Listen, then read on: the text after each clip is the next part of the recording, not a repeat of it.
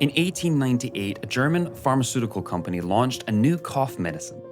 It was praised as effective and safer than morphine. You know it today as heroin. 2,000 years earlier in Greece, initiates of the Lucian Mysteries drank a secret barley-based brew and swore never to reveal what they saw. Far to the Siberian north, shamans chased visions with crimson fly agaric mushrooms. They used reindeer as living filters. Mushroom caps in one end and a cleaner dose comes out the other. For better or worse, drugs are a part of our human history, and it is a fascinating story to tell. I'm Jordan Ferguson, and you're watching See It First. In this video, we're traveling back through time to witness 10,000 years of getting high. We'll dive into the world of drug use throughout history, how they work, the science of addiction, and the mind-blowing stories you never heard at school. One of the oldest sources of drug use comes from Jiahu in Neolithic China around 7000 BCE. Inside 9,000-year-old Jiahu jars, chemists found tartaric acid and beeswax, fingerprints of hawthorn fruit and honey, bound up with rice residues. Not beer, not wine or mead, but a mad hybrid of all three. Like us, these alcoholic beverages were used as a social glue, at feasting and as a show of hospitality. But what did it taste like, you might be wondering? Well, of course, modern brewers just had to try and recreate it. Working with biomolecular archaeologist Patrick McGovern in what he called experimental archaeology, they made the Jiahu recipe. And they described it as a thick, lightly carbonated brew with hints of rice and sake. And at around 9% ABV, it's strong enough that those ancient peoples almost certainly got drunk on it. Thousands of years later, high in the Andes, people were chewing the leaves of Erythroxylum coca, the plant that would one day give birth to cocaine. But the effect here is gentle, a slow release of stimulation that eases hunger, sharpens focus, and helps the body to endure the thin, oxygen-poor air of mountain passes above 3,000 meters. For herders, messengers, and miners, coca was a survival tool. For the priests and nobles, it was sacred, an offering to the gods, a symbol of breath and life itself. Archaeological finds show coca use stretching back at least 6,000 years. Traces of alkaloids have been discovered in mummies, and ancient carvings show figures with a telltale bulge in one cheek, the akuyiko, or wad of leaves, chewed for hours throughout the day. Only in the 19th century did scientists in Europe isolate the pure alkaloid, cocaine, a concentrated, potent fragment of what Andean cultures had long used safely and sustainably. In separating the molecule from its natural context, humanity turned a mild adaptive stimulant into a global narcotic. Your brain already runs on its own chemistry. Endorphins help dull pain. Dopamine says, "Ooh, do that again."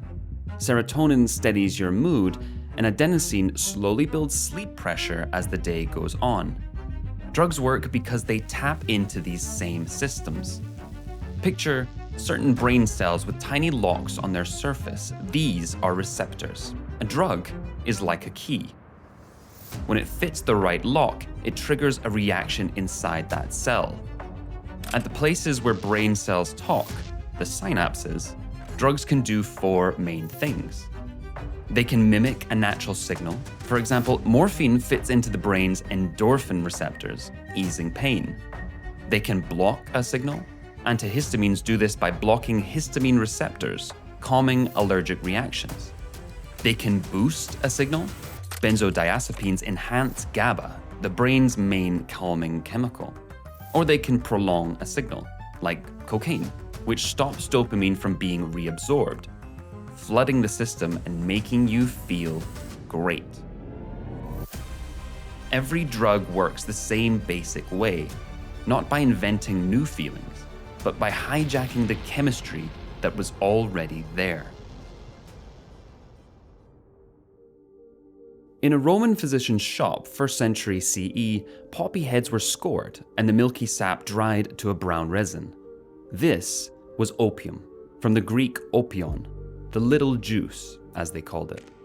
Measured well, it brought sleep, eased pain, and could still a cough. Measured badly, it could easily end your life. Our best witness is the army doctor Dioscorides. In De Materia Medica, he explains how to wound the capsule, collect the latex, dry it, and detect fakes. A 1st century version of quality control. At the luxury end sat theriac, a many-ingredient compound, opium included, aged like wine and sold as a shield against pain, poison, and fear. At Nero's court, his physician, Andromachus, even added viper flesh to the concoction. I guess opium-laced wine wasn't wild enough for the Romans. A century later, Marcus Aurelius, the famous Stoic emperor, was said to take theriac daily. Part painkiller, part sedative. Now we travel to London, 1652. A little stall in St. Michael's Alley pours the city's first coffee. A penny buys a cup, an entry to a room buzzing with news, arguments, and trade deals. The taverns gave way to clear-headed debate and invention. Out of this caffeinated movement rose the early London Stock Exchange, Lloyd's of London, and even the Royal Society. A single drink had rewired the rhythm of the city. But coffee and tea were already old stories elsewhere. Coffee began in the 15th century at Yemen's Sufi lodges, where they brewed it to stay awake through long nights of prayer. By the 1500s, the habit had spread into Cairo, Istanbul, and eventually Europe. The power of coffee and tea is in the drug caffeine, which blocks adenosine, the chemical that builds sleep pressure across the day. Take that pressure away and the mind feels clearer and conversation flows. No wonder we all love it so much. In fact, Pope Clement VIII loved it so much that he settled a moral panic after just one sip. In the 1600s, coffee spread to Italy. Priests called it the bitter invention of Satan because of its association with the Islamic world. Fortunately for Italy, Pope Clement tasted it and declared it too good to leave to the infidels. And so, the story goes, he baptized coffee.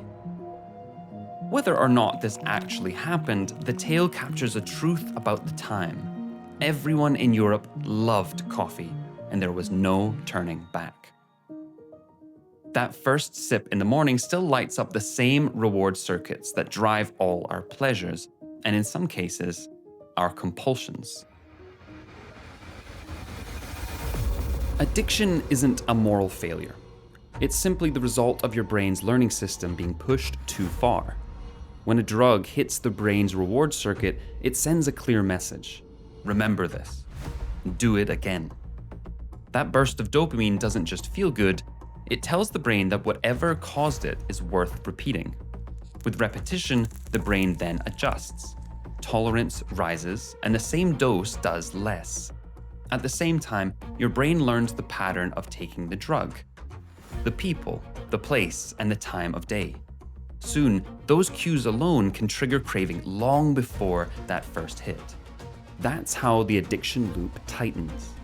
Use the substance often enough, and the body begins to rely on it. Take it away, and the system rebels. Restlessness, pain, nausea, and anxiety. Withdrawal is the body trying to reset the internal chemistry that the drug had rewired. Here's the hopeful truth. The same neuroplasticity that carved the habit in your brain in the first place can carve its way out. Each new choice teaches and reinforces new pathways. So, every decision you make is a vote for who you are becoming. Imagine a beating drum, a warm fire, and a plate of red and white fly agaric mushroom caps drying by the door. This is Siberia in the 17th to 18th century. Early travelers and ethnographers among the Koryak and Chukchi indigenous peoples wrote about this stuff with some incredible details. If you were well off, you ate the mushrooms. If you weren't, you might have drunk the urine of someone who had. It sounds wild, but there's a solid reason behind it. Metabolism converts ibotenic acid into muscimol, which is what gets you high, and a big chunk of that muscimol leaves the body unchanged in urine. So a second-hand cup hits smoother, with fewer nasty side effects. Reindeer are known to nibble the mushrooms, and some accounts describe people following the herd, literally, and drinking the reindeer urine after their mushroom feasts. Just one example of the lengths people will go to get high. But sometimes, drugs are forced on others. War is brutal. It's a harsh, punishing environment that demands troops be alert, resilient, and at times, ruthless. When everything was on the line in World War II, they turned to drugs for help. Germany issued Pervitin, a methamphetamine. Britain cleared Benzedrine for operations in 1942, and by early 1943, US forces were packing the same tablets for long missions. The Pervitin acted like a turbocharger for the nervous system, a hit that drives up dopamine and noradrenaline, slashing fatigue, dulling hunger and discomfort, and sharpening confidence enough to push on through many nights. The price was jitters, tunnel vision, rash decisions, insomnia, and hard crashes. The Benzedrine was an amphetamine salt, a closely related stimulant to Pervitin. It kept pilots awake, quickened reaction times, and suppressed appetite on long missions. The side effects included tremors, palpitations, overconfidence, and prolonged irritability and sleeplessness. When the war ended, the pills didn't. They came home as pep pills and diet aids, normalized on factory floors and in glove compartments. From Jiahu's clay jar brews to the coffee I drank this morning, people throughout human history have learned to positively shape mood and meaning with the use of drugs. In Rome, carefully dosed opium brought sleep, eased pain, and stilled coughs. Before penicillin, bacterial infections like pneumonia, strep throat, and infected wounds were often fatal. Anesthesia underwrites roughly 313 million surgeries a year, and insulin has enabled millions of people with type 1 diabetes to lead long, productive lives. When dose, setting, and supervision are right, drugs can be incredible tools. But the same properties that can soothe can also teach the brain to chase highs to dangerous places. Alcohol alone was implicated in about 2.6 million deaths in 2019. Wartime stimulants did what they promised, but they left exhaustion, addiction, and whole post-war epidemics in their wake. Cocaine spikes dopamine and can feel great, but fuels a horrific trafficking economy where violence is routine. Drugs are everywhere. There are medicines, rituals, comfort, and escapes. We can't outrun them because they're wired into us. The same brain circuits that once kept us alive in a harsh ancient world now keep us reaching for more. We created a video, Why Modern Life is So Hard, to better understand the ancient wirings behind modern cravings. But for now, here's one last thought experiment. If every drug vanished overnight, no coffee, no alcohol, no painkillers, no prescriptions, would the world be a better place? Why or why not? I can't wait to discuss this with you in the comments below.